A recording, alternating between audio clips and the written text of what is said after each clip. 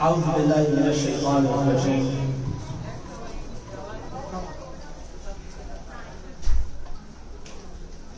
أعوذ بالله من الشيطان الرجيم. بسم الله الرحمن الرحيم. الحمد لله رب العالمين، والصلاة والسلام على أشرف الأنبياء والمرسلين، حبيبي إله العالمين أبي القاسم المصطفى محمد. اللهم صل على محمد وعلى أهل بيته الطيبين الطاهرين المعصومين. رب اشرح لي صدري ويسر لي أمري واحلل عقدة من لساني يفقه قولي. أما بعد. During these days that we've come together, we've been making use of the barakah of the first 10 days of Muharram and these days of Abu Abdullah al-Hussein to try to get closer to Allah by working toward knowing Him better. I've given the title Toward Knowing God to this series, and we've discussed different aspects of Allah, and particularly the last few days we've been talking about different ways that we can get to know Him. And what are the paths that are open to us? We talked about the fitrah, this way that Allah has created us so that we know Him naturally. We've talked about the way that we can use our intellect, our reason, to be able to rationally argue for Allah's existence. And yesterday I said that we should also look to Him Himself. How has He introduced Himself to us? Recite salawat ala Muhammad wa ala.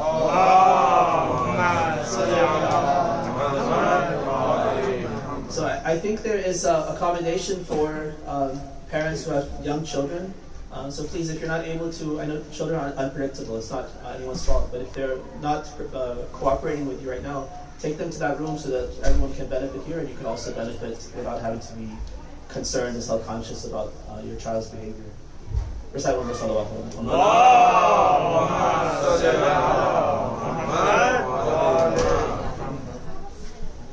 So I shared a hadith with you yesterday from Imam Musa al-Kazim,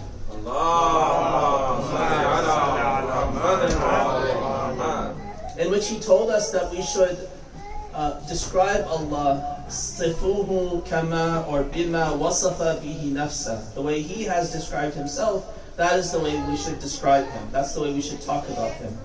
وَكُفُّوا عَمَّا سِوَى ذَلِكَ, and stay away from anything beyond that. Don't transgress and start attributing things to Allah on your own without knowing for certain that these are things that He is pleased with, that He is willing to, or He wants us to describe Him with. And so the first source for this is the communication of Allah to us. And His kalam, His speech to us, is the Quran. And so through this Quran, which is His speech to us, He has introduced Himself to us. And so the attributes that He uses for Himself in the Quran are our first tools that we can use to then access Him and know Him better. So I'd like to spend some time today talking about these attributes. He tells us in Surah Al-A'raf, وَلِلَّهِ الْأَسْمَاءُ الْحُسْنَى فَادْعُوهُ بِهَا وَذَرُوا الَّذِينَ يُلْحِدُونَ فِي أَسْمَائِهِ سَيُجْزَوْنَ مَا كَانُوا يَعْمَلُونَ. He tells us first, وَلِلَّهِ الْأَسْمَاءُ الْحُسْنَى, that all of the most beautiful names belong solely to God. And the 2 points of emphasis in that verse. The fact that it's وَلِلَّهِ الْأَسْمَاء, and lillah is put first, tells us that the Asma' Husna belong solely to Allah. And the fact that it's all Asma' Husna in the plural tells us that all of the most beautiful names belong to Allah. So the Asma' Husna, that's a term that we're familiar with. The word Husna is an adjective, it's the plural of the word, it's a descriptive in the feminine, but it's describing the plural of Asma'. So Ahsan would be the masculine form, and Husna is the feminine in the plural form. Right? So it's not just saying that Allah has beautiful names, but it's saying that He has the most beautiful names. Right? So there's a superlative there that we should pay attention to. when we talk about names, so we use the word name, or that word name, to describe these names that we give to one another, for instance. Right, so sometimes names are also attributes. Sometimes names are just names that refer to a person. Right, so my name is Rizwan. So that name itself, while it has a meaning of pleasure, the pleasure of God, it also is a proper name that refers to me. Right? Whether or not I'm Muslim, whether or not I actually have earned the pleasure of God, or I'm seeking the pleasure of God, my name is still Ridwan. Or if your name is Abdullah, for instance, right, it has a meaning. The meaning is, the descriptive meaning is that you're a servant of God, or Amatullah, you're a female servant of God. So it has a meaning, but you're not named that because of the description. Even if you're not a servant of God, even if you don't believe in God, your name can still be Abdullah, and that's still your proper name. So names sometimes are like that, but they're just coined for you. When they refer to you, they're your name. Sometimes though, names are descriptions. So when we say that Allah has these Asma Husna, what we're talking about in particular are the descriptive attributes of Allah. Conventionally, we do think of the name Allah itself. We refer to it as Lafzul Jalala or Ismul Jalala. This word Allah, Hamza, Lam, Lam, Alif, Ha, as a proper name that refers to Allah. Now there is some discussion about its derivation. Does it come from Al-Ilah, the one to be worshipped? And that seems to be the case. We have a hadith where the Imams also refer to that derivation, that Allah is actually Al-Ilah, which then gets combined together to form Allah. But now, whatever the origin, Allah refers, it's a proper name. Like my name is Ridwan, Allah's name is Allah. That's a proper name that we use to refer to Allah. But the other names that we talk about, the Asma Husna that we talk about, these are actually descriptive words that are not proper names in that sense.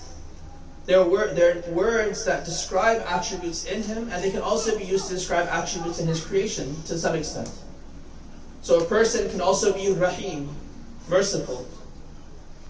And Allah is also Rahim. We can describe Him as being Rahim, or He's Ar-Rahim, the all-merciful, the ever-merciful. I can actually even be a creator. I can create something. I can cook a meal, and as I'm creating that meal, I can use my carpentry skills and build a chair, and I've created something. So I can say I'm a khaliq in that sense, if you want to use the Arabic term for it.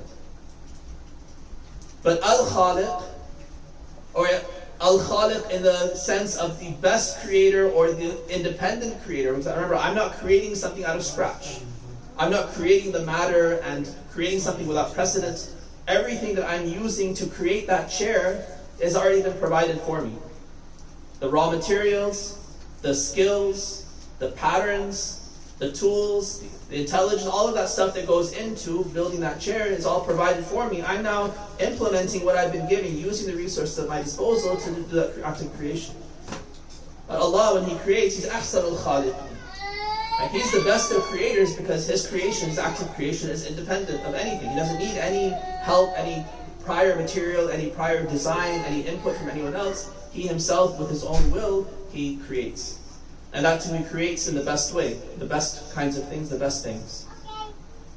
Right? So these names of Allah, the Asma Husna, are actually descriptive words of Allah. So we might, in English, it might be more accurate to say attributes. Right? Descriptive attributes of Allah rather than names. Because name, I think, when we say name in English, we think of these proper names that are there for different people. Now sometimes you can have a conflation or a unity between the two. In the story of Hur that I shared with you, I think, last night, right? What does Imam Hussein say at the end? So Hur was named Hur by his mother as a proper name. Right? But as he progresses towards his perfection and becomes a servant of Hussein and becomes a servant of Allah in the truest sense, and he lays his life down, he actually frees himself of shackles in the ultimate sense. And so Imam Hussein says, Anta hur kama sammatka ummuk. Right? Anta hur kama sammatka ummuka hurban. Right? So your mother named you Hur, now you have actually become, Hur is no longer just a name for you. It's now actually a descriptive or an attribute that you have earned as well through your actions. You've become free. Alright, so the names of Allah, وَلِلَّهِ الْأَسْمَاءُ الْحُسْنَى, these names, the most beautiful names, belong solely to Allah. فَادْعُوهُ بِهَا, so call Him by those names. Right? Now call Him meaning name Him those names. If you're describing Allah, use these attributes to describe Allah. If you're calling out to Him through dua, use these names to say, Ya Allah, Ya Rahman, Ya Rahim, and call to Him, make dua to Him, call to Him using these names. Right? Or worship Him, serve Him using these names. We have a lot of information and a lot of ideas that have been given to us to guide us towards these names, because these names now are going to act as wasa'il, as a wasila for us to get closer to Allah.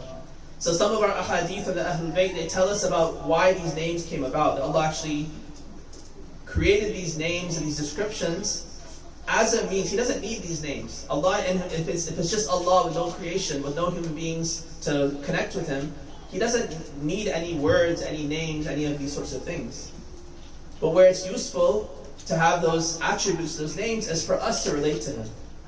And so He's laid out these words and these names as a means for us to be able to get close to Him and to know who He is. Let me talk about a couple of categories. So our theologians have come along following the guidance of the Ahlul Bayt, and they have said that these names, if you think about them, they have different attributes. We can divide them into a couple of different categories. And I think these categories are actually very useful for us to understand these names and categorize them. You might have memorized a list of 99 names, for instance. Sometimes you have these wall hangings, like this one right here. This wall hanging that has a particular list of 99 names. And so people usually think that these are the Asma' Husna. Right? The Asma' Husna are not limited to these 99 or any other 99 names. It's true, we do have ahadith narrated by both Sunni and Shi'i sources that say from Rasulullah, from Imam Ali and from other Imams, Lillahi, Inna Lillahi tis'atan wa tis'ina isman.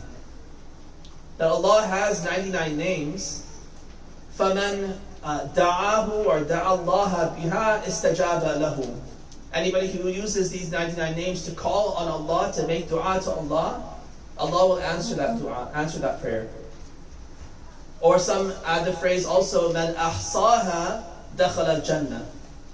Anyone who is able to, you can think of as ihsa is to know and to kind of encompass these names, to comprehensively know these names, which shouldn't just be that whoever memorizes the names. That seems like a very superficial thing to have the consequence of entering paradise.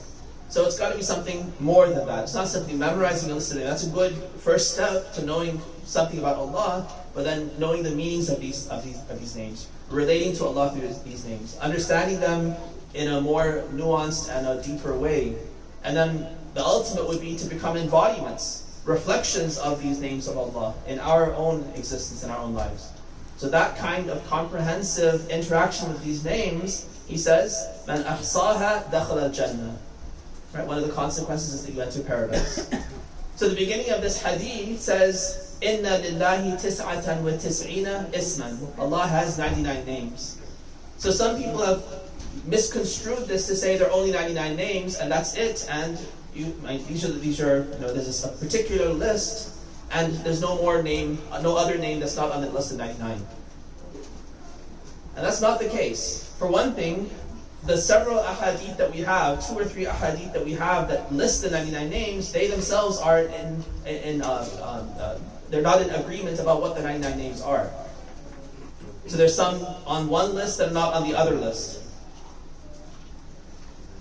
And then if you think, well, maybe it's 99 names that are mentioned in the Quran, well, if you go through the Quran and count all the names of Allah that are mentioned, the attributes of Allah that are mentioned in the Quran, it's not 99, it's not 100, it's 120 something.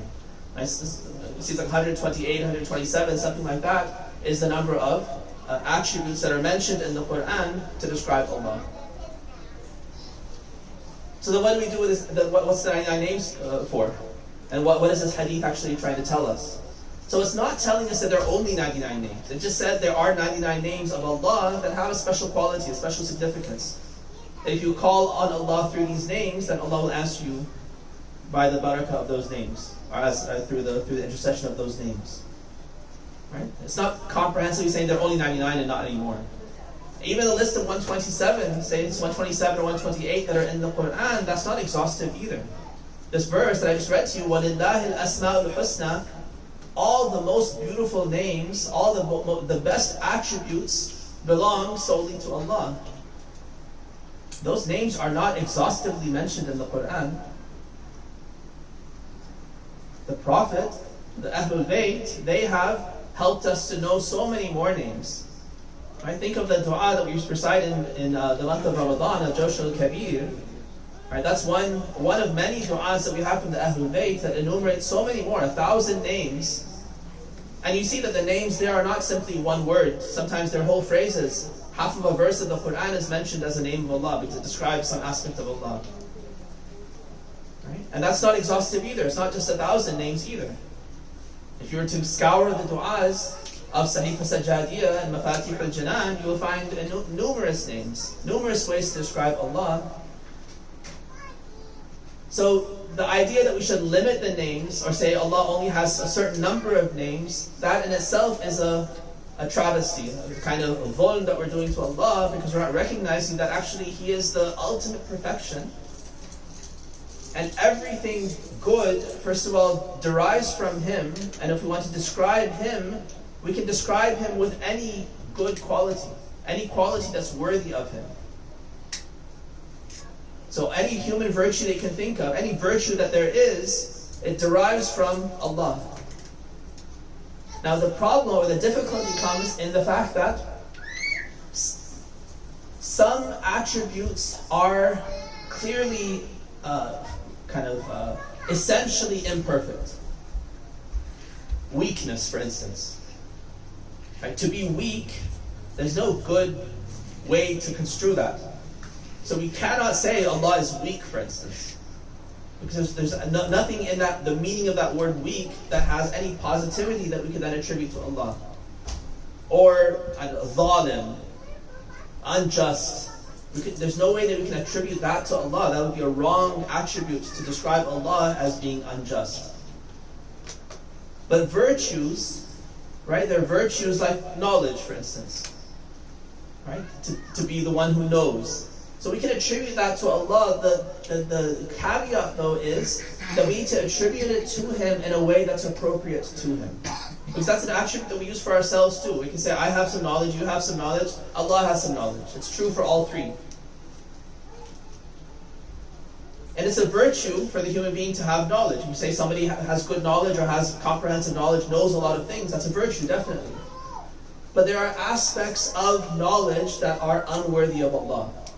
When we use that same knowledge for a human being, if you think about all of the ramifications, all of the different aspects that go into what it means to say, so-and-so knows something.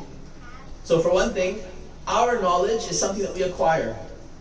Much of our knowledge, and there's some things that are innately there, the fitrah for instance, but the vast majority, or a lot of our knowledge is acquired.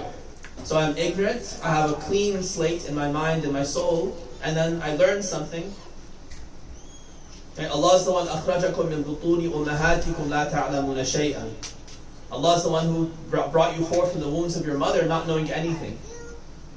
Right? And then He gave us these senses that we can then know things and learn things. So I don't know, and then I learn something, and that knowledge comes to me. So when I say I know a particular fact or an idea, it's knowledge that came after ignorance through some sort of acquisition or through some sort of a thought process, and it was acquired by me. Well, that's not the way Allah's knowledge works. Allah doesn't know after ignorance. Allah doesn't know through a learning process. Ya aliman la yu'allam, dua kumail. You're the one who knows and was not taught. So it's important for us to negate that negative aspect of knowledge that we think of when we think of attributing knowledge to a creature. We have to negate that away, at least in our mind, when we say Allah knows. Our knowledge can be imperfect. I can know something that's true. I can also know something that's false, it's mistaken. That's knowledge, but it's knowledge of the wrong thing. It's knowledge that doesn't correspond to reality. Allah's knowledge is not like that. His knowledge is always correct. It is reality. And so again, when we say Allah knows, we have to negate that from our mind and say, Allah knows, yes, just like I know, but He doesn't know in a way that's imperfect or fallible, where He could have made a mistake. La yadillu Rabbi wala. What is that? La yadillu Rabbi wala. Yes. I can't. In Surah Taha, He mentions this. That my Lord does not make mistakes and is not wrong in any of His knowledge. And similarly, you can think of other aspects of negativity to our knowledge that are beneath Allah. Like subhanahu, we have to say tasbih of Allah, that when He knows, He doesn't have these imperfections that we have. And the same thing we can think of with power. Allah is qadir. I also have some power. You also have some power. You can say we all have qudra to some extent. But there are negative aspects to our power that are not there for Allah. So if I'm talking about my physical power, I have power in my muscles, right? Well, for one thing, Allah doesn't have a physical body. He doesn't have muscles. This is not something that's a quality of Allah, so we shouldn't talk about physical strength when we're talking about Allah and we talk about Him being qadir. It's not that He has big muscles or He's strong in that way. Right? So yes, He's strong, yes, I'm strong, but the way that we're strong is something different. Or you can think about other aspects of strength. Maybe I have a strong resolve. I make a decision, I choose a path, and then I'm strong in pursuing that.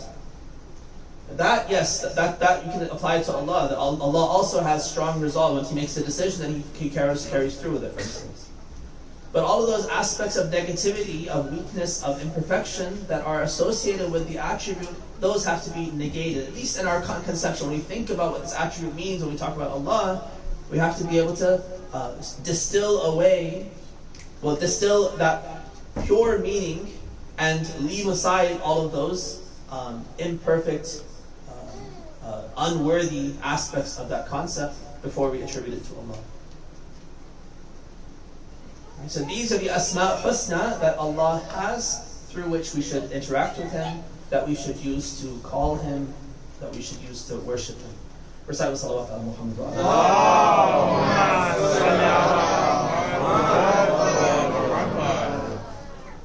So when we think about these attributes, one interesting and important distinction that we can make, where we want to divide up some of these attributes of Allah, one is that we have these sifat. I'll tell you the terminology, and I'll translate the terminology in a way, but I think it's more important that you understand the concepts behind it. The terminology itself sometimes is difficult to keep track of.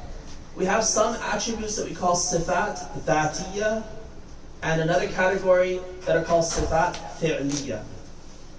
Sifa is another word for ism. It's an attribute, a descriptive word for Allah.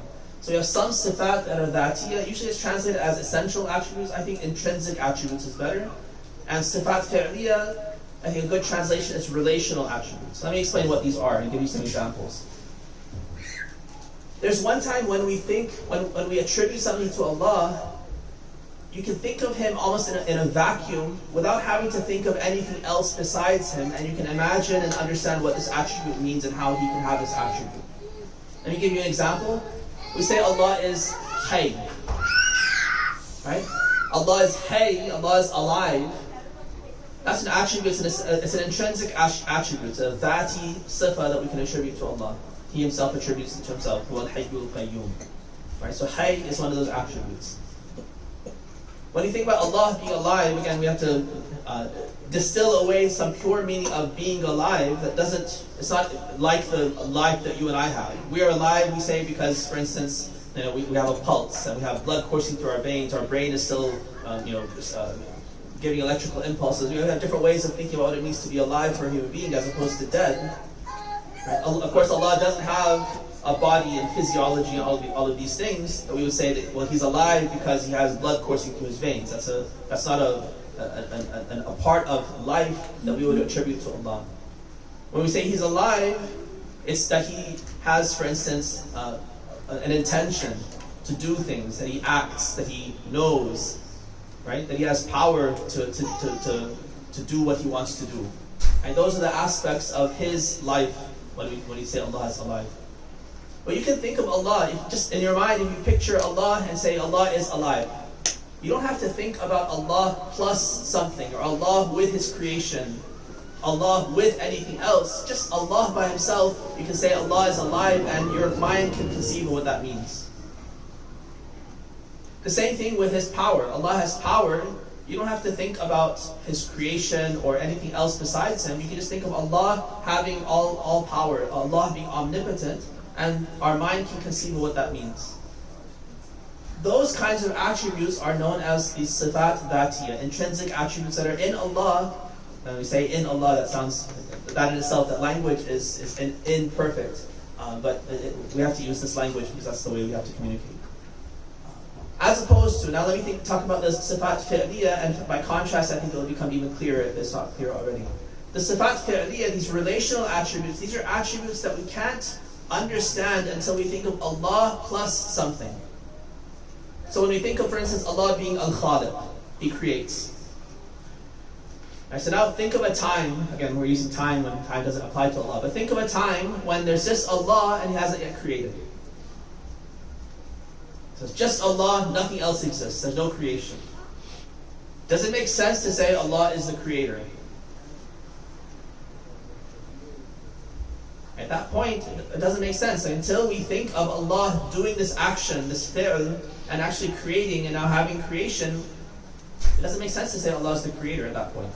Only once He creates, and now we think of Allah, think of the creation, then we say Allah is a creator. It's another kind of example between you for us that applies to us is, for instance, some of these young children or unmarried men, unmarried sisters who are there. If I say you are, this person's a father, for instance, and they don't even have a son yet, they haven't even gotten married yet, is it correct for me to say he's a father? Or she's a mother? Right? That relationship of being a father implies a son, implies a daughter, implies a child. And until you think of a person and their child, you can't even think of that person having fatherhood or motherhood. Right? Potentially, yes, you can say potentially this person's a father, potentially this person's a mother, because they have the ability within themselves to eventually get married and eventually have children. But right now, it doesn't make any sense to say this person is a father, this person is a mother, because that relationship doesn't exist. Those two components that are vital for the relationship are not in place. Only one part is. So the same way, when we say Allah is Al-Khaliq, we have to, our mind, to understand Him as the creator, we have to think of what did He create? What did He do? Once we see that there's some creation, then we say now Allah is Al-Khaliq. Now did He always have power to create? Always. Even before there was creation, He had the Qudra, He was Qadir. Did He have the knowledge to create? Always. Again, we're saying always using time just because that's the way we have to talk. Time doesn't apply to Allah. So that's, between parentheses, I'm trying to negate away some of those imperfect parts of talking about time and things for Allah that don't apply to Him. But just for our ease of communication, we have to use these words. Say before and after and all these things. These don't apply to Allah, but it helps us to understand something. Right? So these are called relational, fi'li attributes. And so the essential, those intrinsic attributes, sifat dhatiyah, let me share one hadith with you where the Imam tells us about these and describes them in a way that will, I think, help to clarify what this is. Recite salawat ala Muhammad.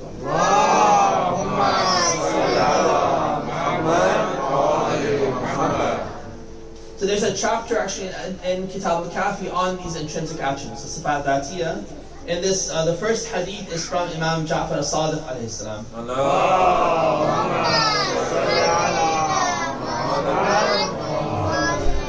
He says, God our Lord, glorious is He and mighty, always existed with knowledge as His essence, though there was nothing to know. Right? So He's telling us that knowledge is one of those intrinsic attributes that is with Allah, it's part of Allah, and it's actually inseparable from His essence, and it always was there. It doesn't require that there be something that He knows. And He knows Himself even before He creates everything. He Himself is with Himself, and He has knowledge of everything, even the knowledge of His creation before it's created. He has all that knowledge, it's part of Him. But you don't have to think of creation before you can think of Allah's knowledge. So He existed with knowledge as His essence, though there was nothing to know. With hearing as His essence, though there was nothing to hear. With seeing as His essence, though there was nothing to see. with power as his essence, though there was nothing over which to have power. Then he brought forth things. Right? So he mentions all of these essential intrinsic attributes. So basically what in the textbook formula and based on some of these ahadith, they boil down the essential attributes of Allah, these dhati attributes of Allah, to these 5. One is his life, his haya. One is his knowledge. One is his power. And then knowledge is broken down into seeing and hearing. So sight and hearing are the ways that we come to know, and so those are also included as 2 of the 5 essential attributes of Allah. Right? Then, when he brought things forth, and the things he had known, heard, seen, and had power over came to be, his knowledge corresponded to what he had always known. Knowledge was always with him. Then, at some point in time, again we're using time when it doesn't apply, at some point he created, and everything he always knew from eternity now comes to pass. Whatever is, happens exactly according to the knowledge that he always had before anything was even created. His hearing corresponds to what he had always heard, his sight to what he has always seen, and his power devolved upon what he had always had power over. So then this person who's asking the question of Basir, he asks, then was God always in motion through the act of creation? What about creation? Did Allah always create? Was he always creating from eternity? The Imam replies, and exalted is God. Subhanallah. Remember I said Subhanallah when someone says something that's beneath Allah, you say Subhanallah. He says Subhanallah, Ta'ala Allah. Motion through creation is an attribute incidental to the act of creation. You can't say Allah is a creator until he actually creates. He wasn't always a creator. He was only a creator once he did the act of creation. Then you can say he's the creator. Once he gives you sustenance, now you can say he's Raziq. Before he gives you sustenance, there's no rizq, and he's not giving you. You can't call him Raziq at that point. You can say he's potentially Raziq. He has the knowledge, the power, and all of those things that are needed for him to provide the rizq, the sustenance. But he is not actually the Raziq until he actually provides that. And then the person asks, what about speech? Takallum. So we say when Allah creates, what does he say? The Quran tells us he says something. إِذَا أَرَادَ شَيْئًا أَن يَكُونَ. He says, kun fayakun. Right? When Allah wants something to happen, to be, he says be. And it is. Right? So even that is a little bit, it's challenging to think of, and I need to talk about this. Well, what's the mechanism of this process? Does he first think, and then he has to speak a word and say the word kun, and who is he saying it to? There's nothing there yet, and then it happens. And the way we understand that verse is Allah is telling us almost like a story, like an allegory, a parable. He doesn't have to say anything. He doesn't have to speak a word for something to exist. It's his will itself that makes things. Right? But he tells us as though he's telling us a story so we can understand. And if he says it's just my will and I don't have to say anything or do anything, and it just happens, that we don't understand it as well. So he says it's as though if I tell you to do something and you do it without any sort of question, it's that way. And so that thing is a slave of Allah. He says kun, and that thing comes into existence because he's willed it to be. So the person asks, what about speech? When Allah says kun and speaks, is that something he's always attributed? It's always attributable to Allah, or is it something that's an action that happens in time? He says no. Speech is also an incidental attribute. It's not eternal. God, glorious is He and mighty, was without being a speaker. Allah existed, He was not a speaker, and then at some point He decided that He wants to make something. He says kun, and now He creates. He becomes a creator. He becomes someone you can say He is mutakallim. He's someone who speaks and creates speech. Right, so there's a difference then between these intrinsic attributes of Allah and these relational attributes of Allah that can only be understood once there's some relation between Allah and some creation. That's one, I think, very valuable analysis of the names of Allah that helps us to think about them in a meaningful way. And something that the Imams have also focused on and helped people to understand. And so we should also benefit from that as we're learning these names and trying to understand what they mean. Recite salawat.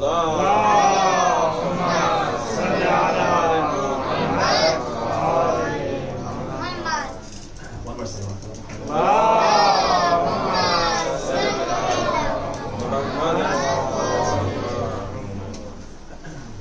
I still don't have a thermometer. You won't know if I'm well done or medium rare. All right. Another interesting and important division to understand about these names is that we have some sifat, some attributes that are what's known as thubutiyya, and some are known as salbiyya. Right? Sifat thubutiyya and sifat salbiyya. Thubut means to affirm something. So there's some attributes that are affirming something for Allah, and there's some attributes where we're negating something from Allah. Right? So I mentioned, I kind of touched on this a little bit yesterday, but I'll try to flesh it out a little bit more today. So some of these attributes that we just talked about, right? These intrinsic attributes, these are all thubutiyya. We're saying something about Allah. We're saying He has life. Life is something that we can say He has. Knowledge is something we can say He has. Power is something we can say He has. We can affirm these things for Allah. Right? We can do ithbat of these things, so they're called sifat thubutiyya. They're things that we can affirm for Him. Right? But then there's some things that we have to negate from Allah. We have to say that are beneath Him, that are unworthy of Him. Right? This is actually extremely important because when the Imam Kadhim, that hadith from yesterday said, فَصِفُوهُ بِمَا وَصَفَ بِهِ نَفْسَهُ, attribute to Allah and describe Him in ways that He has described Himself, those are sifat thubutiyya He's talking about. When you're going to affirm something, you say Allah is something, make sure that what you're saying He is actually is true. You have evidence and you can stand by that. You'll be responsible on the Day of Judgment if you say Allah is something and then He says who? Where did you get this that I am such and such when that's not worthy of me? So before you affirm something for Allah and say He is something, make sure that you have some evidence for that. The Quran tells you this, the Imam tells you this, the Prophet tells you this, then you can say, yes, this is an attribute I can affirm for Allah. But the sifat salbiyya, these negative attributes or attributes of negation, these are things where we're saying Allah is far above and these things are unworthy of Him. So one, for instance, is the fact that He can't be seen, which you talked about earlier. Right? Allah can't be seen. This is something we can negate from Allah. Being seen is something we can say, no, that's not worthy of Him. That's something that only happens within the physical realm. And Allah is not in the physical realm. He is above that. He is beyond that. And so sight cannot touch Him. He cannot be seen. I can negate that from Him. Allah doesn't change. I can negate change from Him. Right? So we are constantly in flux. We're constantly changing. We grow. There's so many physiological processes that are happening constantly. Even emotionally, you tell me something, it changes my mood and I become happy. You tell me something, it changes my mood, I become sad. Right? These are not effects, these are not things that we can attribute to Allah. He doesn't change. It becomes a little bit challenging then to understand verses of the Quran and ahadith where we say, for instance, that Allah is angry. Allah loves somebody. Allah becomes angry when somebody does something. Now, what does that mean? Anger is an emotion. I'm in my mood and then something bad happens. You insult me, you hurt me in a way that makes me feel angry, for instance. So I change. My pulse quickens, my face gets red, certain things happen to me and my mood changes and now I become angry. So then how can we say Allah is angry? He Himself says He's angry for certain things. غضب الله عليهم. Right? Ghadab is anger. So why does He Himself? It's not an attribute. We can't say Allah is Al-Ghadban. That's not one of His Asma' Husna. That's not one of the names of Allah. But the action itself of ghadab, of anger, He Himself says غضب الله عليهم. He feels angry with them. So what does that mean? So here, one thing to understand is that Allah speaks in our language. Right? Allah speaks in a way that we can understand what He's saying, that has a good effect on us. His job is to guide us. And sometimes it's much more effective to say things, even if they're slightly inaccurate, but the image that's created is much more effective, and for that reason He uses that image. To imagine Allah red-faced and angry with you, that stirs you to check yourself and see, what did I do that made Allah red-faced and angry? Now, of course, Allah is not red-faced and angry. He doesn't change His emotions. So you can say all of that from our rational mind, with our theological cap on. We can say, well, it's impossible for Allah to have any change to His state. And so when He says He's angry, it doesn't actually mean He's angry the way human beings are angry. But when you go through all of that and you add your reason to it and explain it like that, it loses all effect. Right? But He Himself uses these attributes to describe Himself, so then we have to understand that on one hand it has a certain psychological effect on me to hear that He's angry with certain people. Then I check myself. Am I one of the ones that Allah is angry with? But then when I'm trying to understand who Allah is and how He becomes angry, then I should take away all those negative aspects from that term anger and realize that it can't refer to a change of state because Allah doesn't have emotions, He doesn't change in any way. So what do I do when I'm angry? If I have just anger because somebody has done some injustice to me, what do I do? Maybe I scold them, maybe I punish them, depending on what the wrong is and how much power I have and all these things, that I do something because of the anger that I have. So when we attribute these things like anger to Allah, we should think about those end results. What a powerful, just ruler would do if his subject was insubordinate, was unjust, was a criminal. Right? What would a just ruler do to that person? He would punish him with hellfire. Right? So when we say Allah is angry, what that really means is Allah punishes people who are like this. But it loses its effect, it loses its steam. So Allah Himself, realizing that we need to connect with these ideas in a way that's evocative, that moves us to action, He uses that very descriptive language, even though it's beneath Him, and says Allah feels angry with certain people. Or He feels compassion and mercy. Again, mercy is one of the clearest, most well-known attributes of Allah, the All-Merciful.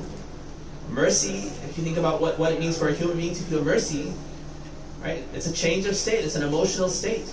I see someone who is helpless. I see someone who is sad, who is hurt, who is oppressed, and my heart goes out to them. I feel affected by them, right? And I want to now help them. I want to do something for them because I change my feeling in a way that I become soft toward them. All of that implies change. So how is Allah Rahman and Rahim if it means that He changes and feels sorry for somebody? He doesn't change, doesn't have that emotional aspect, but the same logic we can use over here too to analyze it. When I feel mercy towards this person who is in need and is hurt and is downtrodden, what do? I show kindness to them. I give them something that will solve their problems and help them and bring them back up. So when we say Allah is Rahim to the believers and Rahim to the sinners, what He's doing is He's forgiving them. What He's doing is He's giving them reward. What He's doing is doing something to them that will then lift them from their state and bring them back to some better state. Right?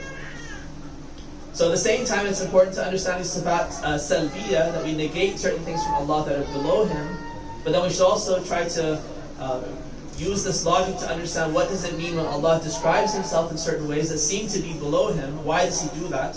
Not because He wants us to have a misconception about who He is, but because at the same time He wants us to know who He is, but He also wants to affect real change and motivate us to act in certain ways and to feel certain ways about Him, relate to Him in certain ways.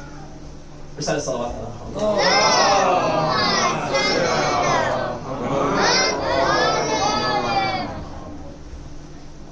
So you can think about all the asma' husna, all the attributes of Allah, and you can categorize them using these two ways of dividing them up. So they're all either sifat thubutiyya or sifat salbiyya. Things that are being attributed to Allah and ascribed to Allah, or things that are being negated from Allah. So when we say Subhan, and one of the names in Josh al-Kabir is Ya Subhan, right? Or we say Quddus, Subbuh. And these are names that are saying He's exalted. Muta'ali, Al-Ali, Al-Ali. These are all names that are saying He's above, He's exalted, He's high, and all these things are low and beneath Him. So these are known as sifat salbiya. Yes, we're praising Him, we're pushing Him up and saying how high He is, but in reality we're negating away all those things that are unworthy of Him. And that's how, like, Tabarakallahu, and then it'll say, I'll get something. Ta'ala an something. Like, Subhanallahi amma. So it's always negating something away from it, saying that's unworthy of him. He's much more exalted, much higher, much better than all of these unworthy attributes. And then you can combine these two lists. So we have sifat thubutiyya and salbiyya, we have those sifat dhatiyya and fi'liyya, the first division I gave you. And you can, any attribute of Allah that you know, you can take two of those and say it's both dhatiyya and thubutiyya, for instance, or dhatiyya and salbiyya. So one, I'll give you an example of a dhati salbi attribute. Allah's oneness. We say Allah's wahid, ahad. Right? When you say Allah's one, you might think it sounds like we're saying something, we're affirming something, we're saying something about him, we're ascribing to him. But in reality, when you think about what it means when you say he's one, we're actually negating away any sort of multiplicity from him. Yeah, and even the concept of oneness is extremely complex. And the Quran and the Ahlul Bayt, with the help of the Ahlul Bayt, we are able to think of so many interesting and nuanced ways of thinking of Allah's oneness. So when we say he's one, what we're really saying is there's absolutely no multiplicity in him. So you can think of, when you usually think of a partner for God, when we say La Sharika La, we're thinking of Allah and then some sharik, some partner who's equal to him. And we say no, he doesn't have any equal partner. So there's no two about Allah where he has a partner or a whole race of gods or these kinds of things that are all sharing in his power. No, it's just him and no one else alongside him. But then you can also think of Allah within himself. So now we've negated any partners, any external sharik from Allah. What about Allah himself? So sometimes people have misconceptions. They think of Allah, for instance, when you say Allah has knowledge, if in your mind you're thinking there's an Allah, and then he has, for instance, God forbid, a brain, and then some knowledge, he learns something, and that knowledge goes into his brain. So now there's Allah plus knowledge. So we have Allah who is Al-Alim. Right? That's your conception of Allah knowing. That's multiplicity within Allah. That means there are two things. There's Allah and there's knowledge. They're two separate things that are both coming together to form Allah, the one who knows. So our concept of ahadiyya, that Allah is one, not only negates any partners external to him, but even within himself there's no multiplicity. He's not composed of parts. Like we have a body and a soul, we're a composition of these two kinds of creation. A physical body that lives in this world and a soul that's from the other world, and they both come together to form me.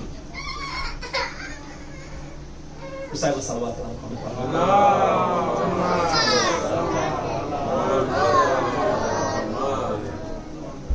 With Allah, that's not the case. There's no composition. It's not that he has an essence and then he has certain attributes, or he has some body and he has some soul. No, there's no duality in Allah. So when we say he's one, we're negating away all of those aspects of duality and saying no, he has no external partners, and even internally there's no composition in him. There are no parts that make him up. He is perfectly single, unchanging, perfect in every way, the possessor of all beautiful and perfect attributes. So even wahid or ahad that we use as attributes of Allah, these are attributes of self, where we're negating something away from Allah, and say that these things are unworthy of Him. Recite with salawat ala Muhammad.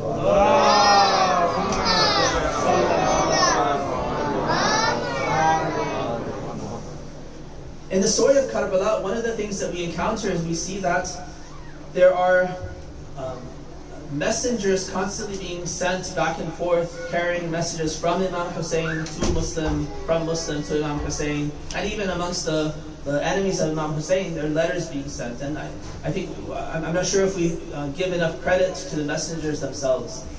In those days, this is the day before postage. So you don't just, there's not some kind of generic, automatic movement of communication where you just give it to some local person and automatically it gets transferred to another city and reaches its destination based on the address that you put on it. When Imam Hussein wanted to send a messenger, he would have to actually find one of his companions and give them a letter and send them on a mission and tell them exactly where to go and who to deposit it with. And it wasn't just a messenger for hire with Imam Hussein at least. The messengers he hired or he brought into his employ were actually people of extremely high caliber that he could implicitly trust. Because these were people who, if caught with the letter that they were carrying, would face torture and even death. And so they had to believe in Imam Hussein and be as brave as the soldiers that we praise on the battlefield of Karbala. These messengers were of that same, they're made of that same stuff. One of these messengers, whose story I'll tell you about today, is a person by the name of Abdullah bin Yuqtur. Some sources they say Buqtur, but it seems like Yuqtur is the right pronunciation of his name. Abdullah bin Yuqtur. He was born at the same time as Imam Hussein alayhi salam, and so he was known as Lidatul Hussein, one who was born alongside Imam Hussein, or Radi'ul Hussein, because his mother also helped to care for Imam Hussein along with her own son, Abdullah bin Yuqtur. So they grew up together as friends. In the communications between Muslim and Imam Hussein, this Abdullah bin Yuqtur was one of those people. He was given a letter by Muslim bin Aqil to take to Imam Hussein. On his way from Kufa, as he was exiting, a person by the name of Malik ibn Yarbu' saw him, recognized that he was not from Kufa, he was not a local, but a person from outside, and suspected that he was probably one of these messengers going to Imam Hussein. And to earn favor with Ubaydullah bin Ziyad, he intercepted Abdullah bin Yuqtur. He chased him down, he questioned him, and then when he realized that he was carrying a letter and that he was a messenger, he seized him, took him captive, and took the letter that he had as well, and went to Ubaydullah bin Ziyad with Abdullah to receive his bounty and to gain favor with Ubaydullah. When he comes into the presence of Ubaydullah, he shows him this letter and he tells him the story. I was outside the city and I saw this person, and here's the letter that I found on him. Ubaydullah looks at the letter and it says that the situation in Kufa is ripe.